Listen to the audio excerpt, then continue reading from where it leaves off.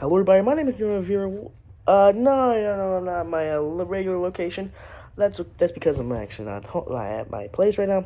I'm actually somewhere right now, because of the snowstorms and stuff like that. But I did want to record something in just to keep myself entertained, basically.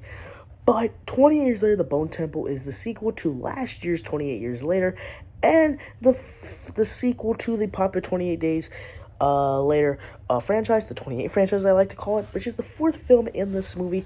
So let me just give you a little refresh about this. I am a big fan of the first 28 Days Later. I think that movie is incredible. I thought it's handled well. I love Cillian Murphy's performance. I love the style, the cinematography. It's absolutely kind of scary. Like the more years it comes, and when it comes to its sequels, don't like 28 Weeks Later. The opening is one of the best parts of best opening to a horror movie, but the rest is pretty dog crap.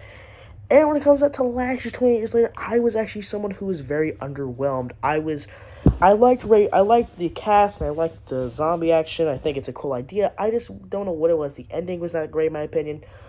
It just didn't feel like it was mismarketed, and it felt like that it was a story that I was not promised, that I just wasn't really given. I was promised a scary, thrilling movie that I was not really told. And so when it came to Bone Temple, I was actually maybe just going to wait till streaming, because I saw like, it was coming out in January, different director, it just didn't look well to me, personally. So I just kind of said to myself, I don't know if I might just go and see it, like, when it comes out on streaming. But my buddy said, bro, I really want to go see that new 20 Years Later, and so I was like, you know what? Kind of want to as well. So, after seeing it, holy shit.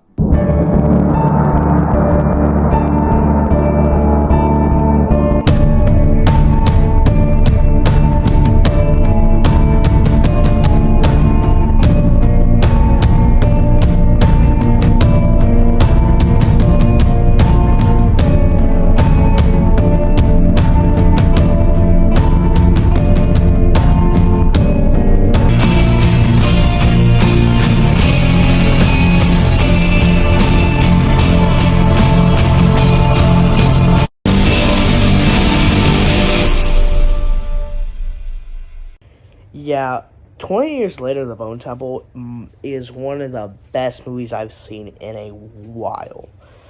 This potentially, well, I don't know if it could make my top 10 really of this year, because it's only January. This potentially could be a contender, because this movie was incredible. Not only do I think this is not only one of the best 28 movies, but going teeter-totter with 28 Days, but I do think this movie has some really cool stuff. So starting with the director of this movie, let me look her up. Nia DaCosta, which if you don't know who that is, she directed The Marvels, a movie that I think is actually fine. I don't hate it as much as the other people. And the Candyman requel/remake that they kind of did. It's okay. I thought she wasn't the greatest director. She makes this movie really well done. Its direction, the acting, and all, just like the story just goes really well in this movie. Another positive it has is that this is a very more satisfying conclusion, and kind of feels like they kind of should have just made this the first 28 Years Later, and they just should have made like a 4-hour cut, in my opinion. But the big positive I had was the cast members. Spike, who was the main character of the first movie, I'm not hating that he didn't have enough screen time like other people were complaining. I think that he did not really, he kind of had his time to shine in the first 28 Years Later movie, so I don't really care about him, because I didn't really like his character that much in the first movie. But Jack O'Connell's character, oh man, he is so good in his performance. Two people, Jack O'Connell, he is so evil and is such a bad guy. If you don't know who he played the main villain in Sinners, my favorite movie of 2025. He was so evil and so much different, but still with that same mannerism. I love this like cult idea of him, of a guy who's lived through the apocalypse, how he knew for like the first 12 years of his life about the apocalypse, but then he basically just started this Satan cult of all these like Jimmies. I don't know why the frick who calls a cult Jimmy. Jesus Christ. There's one scene that happens in this movie I could not really watch. This is definitely not a family movie, I'll say that. I mean, obviously. I guess that's just one thing I gotta praise, is that this movie is super gory. just because of that one scene, you'll know it, and when there's people tied up, you'll know what scene it is. Man, was that scene hard to look at because it was brutal. I'm talking Terrifier 3. I don't even think Art the Clown's even done that to some. Well, I guess the Salt Bedroom scene. But the other performance I got praised is Ray Fiennes. Ray Fiennes as the Doctor. He was the character I wanted to spend the most time with in the 28 Years Later movie. I remember coming out being like, I want more of that guy. I don't care about this stupid kid. I don't care about his cancer mother. Frick them. Frick Aaron Taylor Johnson, you suckish craven. I want that. I want Lord Voldemort as my Doctor. I want my guy to be the main star. And Bone Temple gave me that. He is well done as, this doctor who believes, his main motive is that he believes that there's a cure for the infected. As he has as the main alpha zombie, Samson, who, another positive I have is that this guy is shockingly, I can't really say much about him without spoilers, but he has a really cool arc in this movie, him and Ray Fiennes' character does. It's so well put together, and I think it's actually handled really well. He also just has some really cool, just moments of just the movie, especially in those last 15 minutes, which I'll talk about later. He is just unbelievable with his performance, and I cannot wait to see just like what he leaves with the future for 28 Years Later, and how this follows up for the next film with this cure that he's been finding out to maybe cure the infected, because I think that part 3 will be the ending to the 28 franchise. For now. Yeah, Samson too. Samson has this really cool arc that I cannot really say much about. But Samson, basically, him and Ray Fiennes' character, Ray Fiennes basically uses him as like a test subject, as we kind of get glimpses of that in the first 28 Years Later movie.